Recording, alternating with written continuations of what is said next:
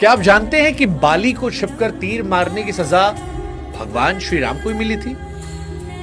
आपके मन में ख्याल नहीं आया कि भगवान राम ने छिपकर तीर मारा था? देखिए, ये कहानी सिर्फ रामायण तक सीमित नहीं है, बल्कि अगले जन्म द्वापर युग तक पीछा करती है। बाली, जिसे कैसा वरदान मिला था कि जो भी उससे युद्ध करता उसकी आधी शक्ति बाली में समा जाती, इसलिए उसे सामने से हराना असंभव था।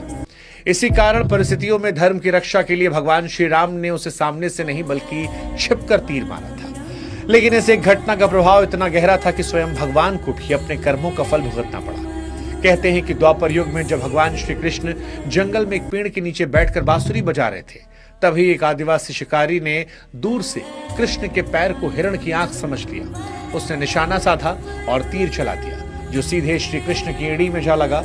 तीर लगते ही वो दौड़ा दौड़ा आया और जैसे ही उसने देखा कि घायल व्यक्ति साधारण मनुष्य नहीं बल्कि स्वयं भगवान श्री कृष्ण है, वो डर से कांप गया। रोते हुए कहा कि प्रभु, मुझसे बहुत बड़ा पाप हो गया, अनजाने में अपराध हो गया। कृष्ण मुस्कुराए और शांत स्वर में बोले, डरो मत, तुम्हें कोई पाप नहीं लगेगा, क्योंकि पिछले जन्म में मैं राम था, तुम बाली थे। ये वही तीर है जो मैंने तुम्हें मारा था, आज तुम वही तीर मुझे लौटाने आए हो। ये मेरे अपने कर्मों का फल है।